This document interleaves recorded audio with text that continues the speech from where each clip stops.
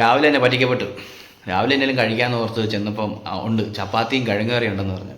അങ്ങനെ ചപ്പാത്തി അടിച്ചുകൊണ്ടിരുന്ന സമയത്ത് കിഴങ്ങേറി വന്നു. പക്ഷേ കിഴങ്ങേറിയാണെന്ന വ്യാജേന എന്നെ സാമ്പാർ തീറ്റിച്ചുകൊണ്ട് അമ്മ എന്നെ പറ്റിച്ചു. ഏതായാലും എന്തെങ്കിലും കഴിക്കട്ടെ എന്ന് ഓർത്ത് കഴിച്ചിട്ട് കയറി വന്ന് എന്തെങ്കിലും കണ്ടൻറ്റ് ചെയ്യാമെന്ന് ഓർത്ത് നോക്കുമ്പോൾ ദേ കിടക്കുന്നു പ്രണവ് മോഹൻലാൽ.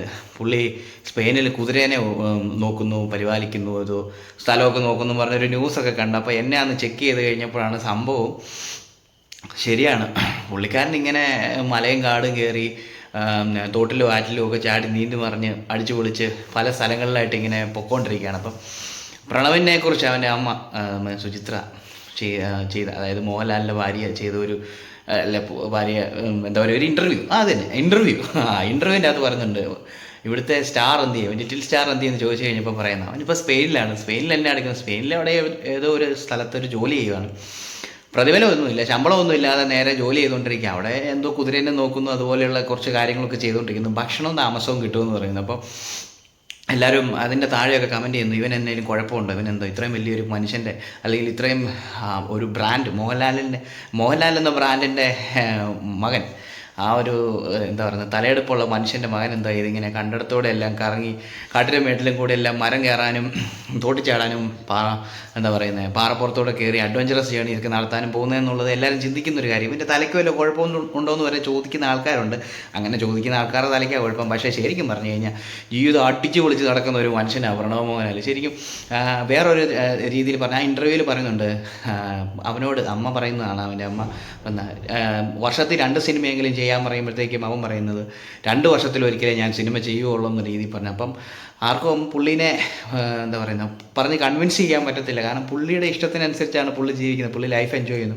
ശരിക്കും പറഞ്ഞാൽ വിദേശ രാജ്യങ്ങളിലെ ഒരു സെറ്റപ്പ് അനുസരിച്ച് ഒരു ജോലി കഴിഞ്ഞ് കഴിഞ്ഞാൽ വർക്കിംഗ് ഹോളിഡേയ്സ് എന്ന് പറയുന്ന ഒരു സമ്പ്രദായമുണ്ട്. ജോലിയും കഴിഞ്ഞ് കുറച്ച് നാളത്തേന് ലീവൊക്കെ എടുത്ത് എവിടെയെങ്കിലും പോകും. അപ്പോൾ നമുക്ക് തന്നെ അറിയാം, നമ്മുടെ നാട്ടിൽ വിദേശത്തു നിന്ന് ഒരുപാട് ആൾക്കാർ നമ്മുടെ നാട്ടിൽ വന്ന് എന്താ പറയുക നമ്മുടെ സ്ഥലത്തെ പ്രകൃതി രമണീയമായ സ്ഥലങ്ങളൊക്കെ കണ്ട് അവിടെ ഇവിടെയൊക്കെ പോകുന്ന കുറേ വിദേശികളെ നമ്മൾ കാണുന്നുണ്ട്. അത് ശരിക്കും വർക്കിംഗ് ഹോളിഡേയ്സാണ്.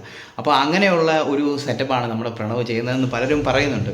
അപ്പോൾ അത് തന്നെയാണ്, ആ ഒരു പ്രക്രിയ തന്നെയാണ് പുള്ളിക്കാരൻ ചെയ്യുന്നത്. പുള്ളിക്കാരൻ ജോലി ചെയ്തതിന് ശേഷം പിന്നെ നാട് വിട്ട് ഇതിലേലുമൊക്കെ ചുമ്മാ വലിയധികം ലക്ഷറിയസ് രീതിയൊന്നുമല്ല. പോകുന്ന പോക്കിന് ഒറ്റപ്പോക്ക, കൈ കിട്ടുന്ന ഡ്രസ്സും കാര്യങ്ങളെല്ലാം എടുത്ത് വിദേശത്തേക്ക് പോകുന്നു, അല്ലെങ്കിൽ എവിടെയെങ്കിലും ഇഷ്ടമുള്ള സ്ഥലങ്ങളിലേക്ക് പോകുന്നു. പിന്നെ അദ്ദേഹത്തിൻ്റെ സിനിമകൾ എന്ന് പറയുമ്പോഴത്തേക്ക് നമുക്കറിയാം വളരെ കുറച്ച് സിനിമകളെ ചെയ്തിട്ടുള്ളൂ. ആദ്യ വർഷങ്ങൾക്ക് ശേഷം മരക്കാറ്, പിന്നെ അങ്ങനെ കുറച്ച് സിനിമകൾ മാത്രമേ ഉള്ളൂ 21ാം നൂറ്റാണ്ട്. അപ്പോൾ അതിൽ ഹിറ്റായ സിനിമകളും ഹിറ്റാകാത്ത സിനിമകളും ഉണ്ട്. പക്ഷേ എന്നാലും മോഹൻലാലിൻ്റെ മകൻ എന്ന രീതിയിൽ നമ്മൾ ആ സിനിമ കാണും. പ്രണവ് എന്ന ചാമിങ് സ്റ്റാറിനെ കാണാനായിട്ട് ഒരുപാട് ആളുകൾ തിയേറ്ററുകളിലേക്ക് പോകും. പക്ഷേ ഇതിൽ ഏറ്റവും നന്നായിട്ട് അദ്ദേഹം ചെയ്തിരിക്കുന്ന 1-2 സിനിമകൾ, ഒന്ന് ആദി എന്ന് പറയുന്ന സിനിമ, പിന്നെ മരിക്കാർ അറബിക്കടലിലെ സിംഹം എന്ന് പറയുന്ന ആ സിനിമ ഒരു പരാജയമായിരുന്നു എന്ന് പറയുന്നു.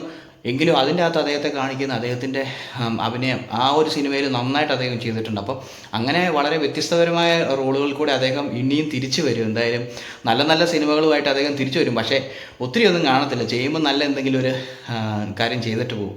അപ്പോൾ എന്തായാലും അദ്ദേഹത്തിൻ്റെ സിനിമകൾ കാണാനും ഇഷ്ടംപോലെ ആൾക്കാരുണ്ട്. അപ്പോൾ എന്തായാലും അടിച്ചു പൊളിച്ച് നടക്കട്ടെ, ആഘോഷിച്ച് അടിച്ചു പൊളിച്ച് നടക്കട്ടെ. ആരും അദ്ദേഹത്തിന് കുറ്റം പറയാൻ വേണ്ട, ആരുടെയും മുഖത്ത് കയറാൻ അദ്ദേഹം വരുന്നില്ല. അദ്ദേഹം ഇങ്ങനെ അദ്ദേഹത്തിൻ്റെ ഇഷ്ടത്തിനനുസരിച്ച് ജീവിക്കുന്നു. അതാണ് പ്രണവ് മോഹൻലാൽ. അങ്ങനെ അങ്ങ് പോട്ടെ, അടിപൊളി മനുഷ്യനാണ്.